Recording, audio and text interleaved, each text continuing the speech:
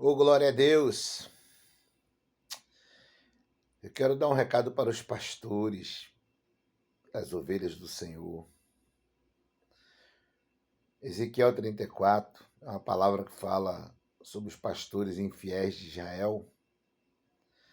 E uma das queixas do Senhor contra esses pastores,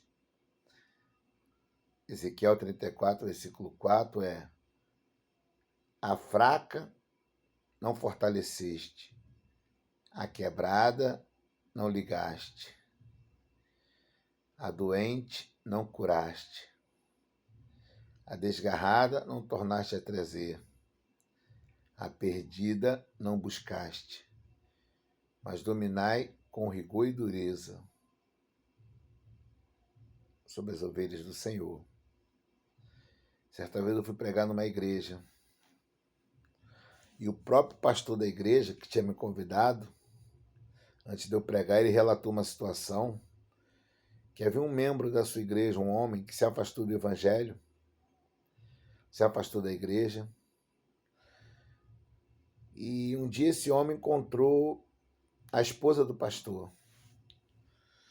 E aí esse homem fez uma pequena queixa para a esposa do pastor. Olha, eu me afastei, o pastor nem procurou saber o que aconteceu, nem veio aqui me ver, me procurar. Como pode um pastor agir assim? E, logicamente, a esposa do pastor contou para ele, e ele no culto, dizendo: eu não sou babá de ninguém, eu não tenho obrigação de ir atrás de ninguém, eu não sou babá de ninguém. Eu sei que eu não lembro o que eu tive que pregar nesse dia, que nunca mais o pastor me convidou.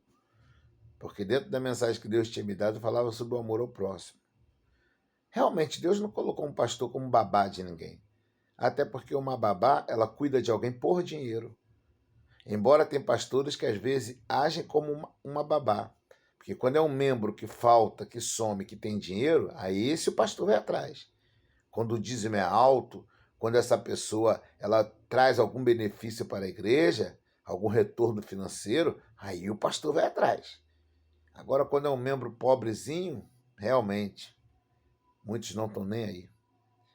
Só que o pastor realmente não é levantado por Deus como uma babá, mas como um amigo, como um líder, como aquele que vai guiar alguém. Então tem pessoas que às vezes se ferem, e o bom pastor é aquele que vai atrás. A palavra do bom pastor, a ovelha que se perdeu, e ovelha ali representa pessoas. Eu já vi pastor distorcendo a palavra, porque a ovelha é débil, a ovelha não sabe o que faz, mas a ovelha da passagem do bom pastor representa pessoas.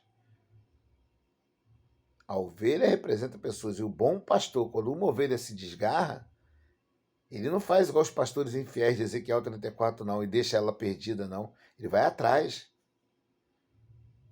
Porque se eu preguei ontem na minha igreja, eu falei sobre isso. Se eu tenho um filho meu que congrega comigo, sendo meu membro da igreja que eu sou pastor, um exemplo que eu estou dando, e ele de repente para de vir aos cultos, eu vou querer saber, filho, o que está acontecendo? Eu me preocupo com ele porque é meu filho. Mas a obrigação de um pastor não é somente amar os da sua família. É todas aquelas ovelhas que o Senhor colocou sob a sua responsabilidade.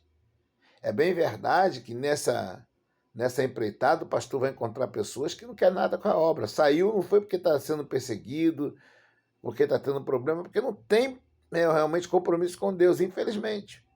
Mas também vai ter muitos que estão feridos. E como faz a diferença da visita de um pastor? Pastor, o senhor veio atrás de mim, o senhor veio na minha casa. Claro, você é importante para Deus. Jesus te ama, o que está acontecendo? Não deixa não o teu compromisso com Deus. Faz uma falta, irmão. Faz uma falta enorme. Existem muitas pessoas que hoje conseguem caminhar, porque o crente que é maduro, o crente que já tem uma intimidade com Deus, esse crente, ele não fica dando brecha para o diabo. Ele pode estar triste, pode estar com problema, mas a obra de Deus para ele é prioridade. Só que Romanos 15 diz: nós que somos fortes, e isso inclui os pastores, devemos suportar a fraqueza dos fracos e não agradar a nós mesmos. Então muitos se esquecem disso. Porque se Deus coloca pastores para guiar o povo e alguém se fere, alguém desanima, porque talvez ainda não tenha estrutura ou maturidade suficiente, e o pastor simplesmente falar: eu não sou babá de ninguém, para que pastor então? Para que pastor da igreja? Aí muitos querem dar desculpa do seu erro usando a parábola do filho pródigo. O filho saiu de casa e o pai não foi atrás. O filho que teve que tomar vergonha na cara e voltar. É verdade. Só que na parábola do filho pródigo, o pai não é homem, o pai é Deus. Eu já fui um filho pródigo, porque eu aceitei Jesus com 14 anos. Me afastei. Aí um dia eu tive que querer voltar. Um dia eu botei a mão na consciência e falei: meu Deus, se o Senhor me ama, eu sei que a culpa do meu sofrimento é minha. Foi eu que me afastei da tua presença. Mas se o Senhor me ama, me dá força para que eu possa retornar para a tua presença. E aos 27 anos eu voltei para Cristo e hoje eu tenho 50 anos, então tem 23 anos que eu estou na presença do Senhor. Então eu tive que querer no meu coração voltar para a presença do Pai. Então essa parábola do filho pródigo é Deus e o homem. Agora, a do bom pastor, que deixa a ovelha, as 99 no aprisco e vai atrás de uma, ela pode tranquilamente se referir a pastores, homens.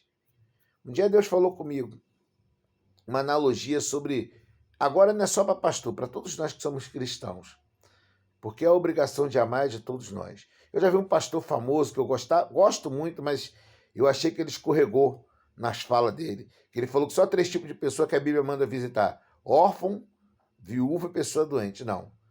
A Bíblia diz que se tiver 2, é mais fácil resistir, que o cordão de 3 dobras não se quebra facilmente. A Bíblia manda eu amar meu irmão. Então, se meu irmão enfraquece, mesmo ele não sendo uma viúva, um órfão, ou esteja doente fisicamente, se eu o amo de verdade, eu vou me preocupar com ele. E se eu preocupo, eu vou procurar por ele. Até porque Tiago 5, 19 e 20 diz: se algum dentre vós, então alguém que estava no nosso meio, né, tem se desviado da verdade, saiba que aquele que... Aí o versículo 20 diz: saiba que aquele que converter do erro do seu caminho um pecador, salvará uma alma da morte e cobrirá uma multidão de pecados. Então, se alguém que estava dentre nós, no meio da congregação, tem se desviado da verdade, não é só teologicamente, no seu intelecto, tem se afastado do grupo, aquele que o converter salvará da morte uma alma. E como é que eu vou converter alguém que se afastou se eu não for atrás dele? Se eu não me preocupar com a pessoa? Talvez não vou ter êxito em todas as pessoas que se afastarem se eu for atrás. Mas um dia Deus falou comigo o que significa isso, dando o exemplo de um médico. O médico de uma emergência de um grande hospital, aqui próximo da minha cidade. Eu moro na cidade de Mesquita, Rio de Janeiro, e ao lado tem a cidade de Nova Iguaçu. Então tem um grande hospital aqui em Nova Iguaçu chamado de Hospital da Posse. É o Hospital Geral de Nova Iguaçu, mas ele é mais conhecido como Hospital da Posse.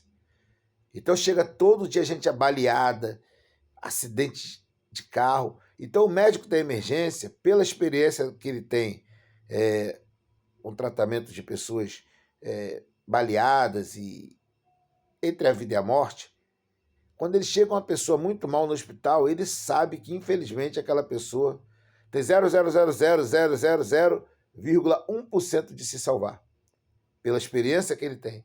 O médico poderia dizer assim: não adianta nem operar esse aí, porque não vai dar jeito mesmo. Mas o médico faz isso? Não. Ele tenta naquele 0,00000,1% operar aquela pessoa. Muitas vezes, infelizmente, não, a pessoa falece mesmo assim. Mas o médico tentou. Jesus falou isso comigo: tenta. Nem todos que se afastarem, você for atrás, tentar trazer seu irmão de volta, aquele que é mais fraco, aquele que ainda é imaturo, infelizmente nem todos você vai trazer de volta, mas pelo menos você tentou, como aquele médico. Então siga o exemplo do médico. Mesmo ele no seu coração sabendo que não vai ter êxito, ele mesmo assim ele tenta fazer a parte dele. Então faça a sua parte. Ame seu próximo, ame seu irmão. E infelizmente muitos pastores hoje se esqueceram disso. Então, pastor, cuida das ovelhas do Senhor. Porque 1 Pedro 5, 2 e 3 diz: apacentai o rebanho de Deus que está entre vós, tendo cuidado dele. E eu não vejo Um pastor que não vai atrás das ovelhas dizer que está tendo cuidado do rebanho do Senhor. Aí diz, não por força, mas de ânimo pronto, mas voluntariamente. Nem por torpe ganância, mas de ânimo pronto. No versículo 3 diz, nem como tendo cuidado, nem como tendo domínio sobre a herança do Senhor, mas servindo de exemplo ao rebanho. Então, meu conselho que eu dou aos pastores, dá uma passadinha lá em Ezequiel 34 e depois dá uma passadinha em 1 Pedro, do capítulo 5, versículo 1 ao 3. Que Deus te abençoe.